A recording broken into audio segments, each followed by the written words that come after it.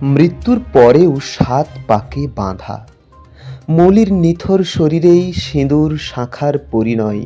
প্রেমিক সাগরের হাত ধরে হৃদয় বিদারক দৃষ্টান্তের সাক্ষী রইল সাঁকরাইল।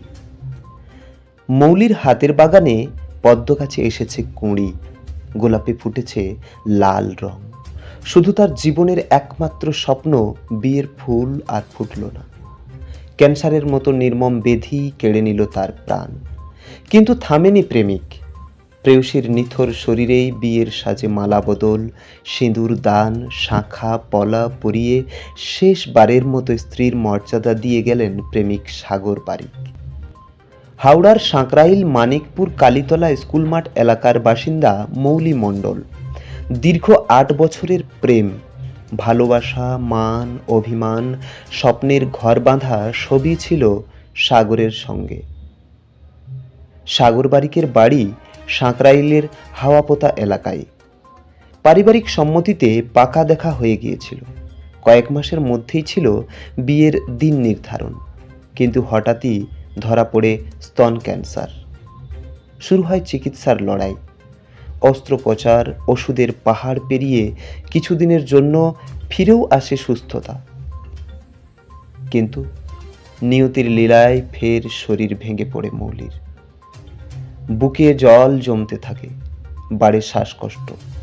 শেষ পর্যন্ত হঠাৎ এক রাতে নিঃশব্দে চলে গেলেন তিনি। পরিবারের বুক থেকে, প্রেমিকের জীবনের মধ্যিখান থেকে মৃত্যুর খবর শুনে ছুটে আসেন সাগর।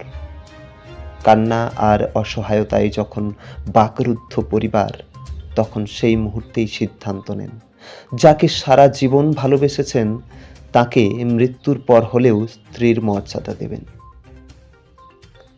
নির্ধারিত ছিল যে মৌলির হবু স্বামী সাগর। সেই সূত্রে সমাজ ও ধর্মের চোখে তাদের মিলনের অন্তরায় ছিল কেবল সময়। সেই বাধা ভেঙেই মৌলির নিথর দেহে পরিয়ে দেওয়া হলো লাল শাড়ি, গায়ে জোড়ানো হয় বিয়ের গয়না। তারপর সম্পন্ন হয় মালা বদল, সিঁদুর দান, শাঁখা পলা পরানোর সমস্ত রীতি। উপস্থিত সকলেই কেঁদে ফেলেন। এই প্রেম, এই প্রতিশ্রুতি, এই প্রণয়ের এমন মর্মান্তিক পরিণয় আগে কেউ দেখেননি। এরপর মৌলির দেহ নিয়ে যাওয়া হয় সাগরের বাড়িতে। সেখানেই শ্বশুর বাড়ি হিসেবে সম্পন্ন হয় দাহকার্য। শ্রাদ্ধ ও সমস্ত ধর্মীয় নিয়ম পালন হয় একই বাড়িতে, যেমনটি একজন বৈধ বিবাহিত স্ত্রীর জন্যই হয়। এই প্রেম শুধু রোমান্টিক নয়, এই প্রেম আত্মত্যাগের, শুদ্ধতার, দায়িত্ববোধের। মৌলি ও সাগরের প্রেম যেন বলে গেল, ভালোবাসা মৃত্যু মানে না, সমাজ মানে না, সময় মানে না। সত্যিকারের প্রেম জীবনের শেষ শ্বাস পর্যন্ত পাশে থাকারই নাম। সাঁকরাইলের এই হৃদয় বিদারক কাহিনী তাই শুধু একটি জেলাতেই নয়, গোটা বাংলার হৃদয়ে কাঁপন ধরিয়ে দিয়ে গেল। আমি বলছে কিছু একটা বলতে এসেছে যে মেয়ের মায়ের সিদ্ধান্ত না। আমি বলছি বাবা তোমার কি হয়েছে বল, আমার কোন আপত্তি নেই, আমার মেয়ে তো চলে গেছে, তুমি কি বলতে চাও বলো। আমি যখন বলছি তখন বলছে, তখন ছেলে বোবা যেন বোলারা, মানে এত ভালো ছেলে। তখন বলছে কিনা, আমি বলছি বাবা তুমি যেটা ভালো বুঝবে সেইটা করো। তখন ওর মনে বুঝলো যে আমি দিলাম বলতে ওর বাড়ি, ওর মায়ের ইচ্ছা যে আমার বৌমাকে, আমার ছেলে সিঁদুর পরিয়ে নিয়ে যাবে আমার বাড়ি। আজ নতুন বৌমাকে যেভাবে আপ্যায়ন করেছে আমার মেয়েকে, আমার মানে এটা গর্ব হচ্ছে যে আমার মেয়েকে আজ কি জায়গা কি আসনে বসেছে। যদি আজ আমার মেয়ে ভালো থাকতো, রাজরানী করে আমার মেয়েকে রাখতো ওরা, বাবা আমার মেয়েকে আজ রাজরানী করে রাখতো। আমার মেয়ের ভাগ্যে সেটা আজ হলো না। আমার মেয়ে যে কি আশা, ওদের বাড়ির সম্বন্ধে কথা। মা তুমি কতটুকু জানো ওরা যে কি জিনিস, কি মানুষ, তুমি জানো না বলে বলছো মা। ওদের মন কত বড়, সাগরের মতন মন। আমরা তো ওরাকে বলেছিলাম। এবার আমার বোনের একটা ইচ্ছা ছিল যে বিয়ে করবো, আমি খুব ধুমধাম করে বিয়ে করবো। তা ও তো বিয়েটা করে উঠতে পারলো না। তা ছেলের আমার মায়ের যে ইচ্ছা।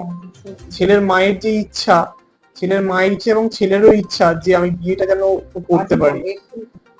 তারপরে কি করলো ওরা, সিঁদুর নিয়ে এলো বাড়ি থেকে, তারপরে আপনার বেনারসি নিয়ে এলো, সিঁদুর নিয়ে এসে বেনারসি পরিয়ে, গোলাপ ফুলের মালা পরিয়ে সিঁদুর দান করলো। সিঁদুর আমরা তো এতটা আশা করিনি, হয়তো ভেবেছিলাম, আমরা এতটা ভাবতেই পারিনি, আমরা তো বোনকে হারাবো এটা তো বুঝতে পারিনি। তারপরে যে এই জিনিসটা হবে আমরা ভাবতে পারিনি কোনোভাবে, যে সম্পূর্ণ তাদের ইচ্ছায়, মানে এই বিয়েটা আমাদের কতটা মাথায় ছিল যে বিয়ে করব, আমাদের ইচ্ছা ছিল আমাদের মেয়েদের আমাদের বাড়ির ব্যাপার ছিল আমাদের মেয়েটার বিয়ে হোক, কিন্তু তাদেরও ইচ্ছা ছিল সম্পূর্ণভাবে যে তারা তাকে বউ করে নিয়ে যাবে। তারা তাকে বউ করে নিয়ে গেল এবং তারা যথেষ্ট সম্মানের সহিত একটা নতুন বউয়ের সাথে যেরকম ব্যবহার করা হয় সেই পরিমাণে ব্যবহারটা করলো তারা। আলতা দিয়ে পা ধুইয়ে দিল, তারপরে কোণে কাচুলি নিল, সোনা রূপো দিয়ে চান করিয়ে দিল, মুখ ধুইয়ে দিল। সিঁদুরটা আমাদের বাড়িতেই পড়া হয়। হ্যাঁ, এবং ওরা বললো যে যেহেতু আমরা বিয়ে করে নিয়েছি তাহলে আমরা কাজ করব, সুতরাং আমাদের বাড়িতে যেতে হবে এবং আমাদের বাড়িতে আমরা রীতি রেওয়াজ করবো, যেহেতু আমাদের বাড়ির ভিটের মাটি একটু বুকে দেবো। যেহেতু সদস্য হয়ে গেল এবং তার দেওর, মানে আমার বোনের যে দেওর ছিল, সে যত কাজকর্ম ক্রিয়াকর্ম শেষ কৃত্য, যেটা আমাদের হিন্দু ধর্মের মুখাগ্নি থেকে শুরু করে শেষ কৃত্যটা সেই নিল, এমনকি কাঁচা কাপড়ও সেই করতে সে নিল, তারাই পালন করে। 3টে 3:30-র মধ্যে ফোন এসেছে, আমি নিচেই ছিলাম। নিচে থাকার পরে আমার ছেলে যখন বললো মা তুমি ওপরে আসো, তখন আমি ভয় পেয়েছি যে ওখান থেকে কিছু একটা খবর এসেছে।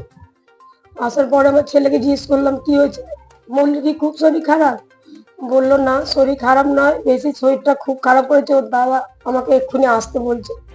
আমি তখন ভাবছি যে আমি যাব, বলছে না আমি যাই, তারপরে খবর দিলে তুমি যাবে। যাওয়ার পরে আমার মন মানছিল না, আমার মনে একটা সত্যি কুয়াই ছিল যে কিছু একটা হয়েছে, যেহেতু রাত্রির ফোন।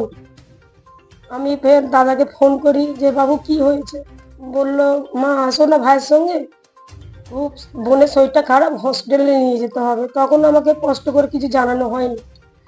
না জানানোর পরে যখন আমার ছেলে গাড়ি বের করে যাচ্ছি, আমার একটাই অনুভূতি হচ্ছে যে আমি গিয়ে কি দেখবো। আমার ছেলে জিজ্ঞাসা করলো যে মা ভালো আছে তো, কোথায় নিয়ে যাবে?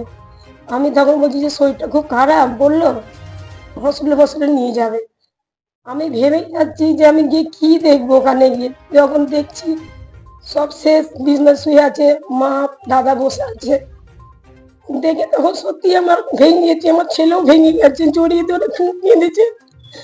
কষ্ট হয়েছে যে অত লড়াই পরেও আমরা ধরে রাখতে পারিনি, কষ্টটা এসেছিল। হ্যাঁ, আমার ইচ্ছে ছিল আমার শরীর খারাপ থাকলেও আমি আমার ছেলের বউ করবো। ছেলে বলেছিল শ্বাসকষ্ট একটু কমে যাক, কমে গিয়ে মস্তিষ্কটা আমি সেরে নেবো, হয়তো এখানে এলে হয়তো সুস্থ হয়ে যাবে, কি আমার পদবিটা পাল্টালে সুস্থ হয়ে যাবে। সেই হিসাবে আমি মা হয়ে আমি বলেছিলাম যে হ্যাঁ একটু শ্বাসকষ্টটা কমে যাক, স্টেজটা তুমি সেরে নেবেন, আপনি বিয়েটা সেরে রাখবেন, তারপর আমাদের অজ্ঞান মাসের ছেলের বিয়ে দেবার কথা ছিল। প্রচুর ছিলাম, তার মধ্যে এই ঘটনাটা ঘটে যাবে সেটা আমি বুঝতে পারিনি। ওর ইচ্ছা খুবই ছিল যে দু তরফের থেকে ধুমধাম করে বিয়ে হবে। যখন শরীর খারাপ হলো তখন আমি বলেছিলাম তোরা চলে গিয়ে বিয়ে কর, এত শরীর খারাপ করছে। বলছে না আমি বিয়ে করলে ভালো করেই করব। ওর ইচ্ছে ছিল দু তরফের থেকেই ভালো করে বিয়ে হোক। আমি একবার বলেছিলাম যে আমার টাকা পয়সা নিয়ে আমি বিয়ে দিতে পারবো না, সত্যি ইয়ারি করে ওকে বলেছিলাম। ও বললো না তোমার বড়বাবুর বিয়ে দেবে, ধুমধাম করে দেবে না, যা হবে দু তরফ থেকেই হবে। হাওড়া থেকে মণিশঙ্কর বিশ্বাসের রিপোর্ট, রূপসী বাংলা মিডিয়া।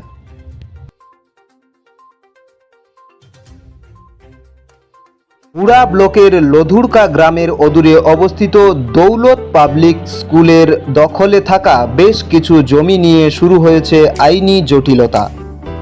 1197 দাগের যে বেলাবাহল মৌজা এবং 2239 দাগের যে লুধুরকা মৌজা, এই দুটো জমি আপনারা প্লিজ কেউ কিনবেন না, কারণ আপনারা বিপদে পড়তে পারেন, আইনি একটা লড়াইতে পড়ে যেতে পারেন। জমিটা একদম ডিসপিউটেড, ফলে একটু সাবধানে থাকবেন।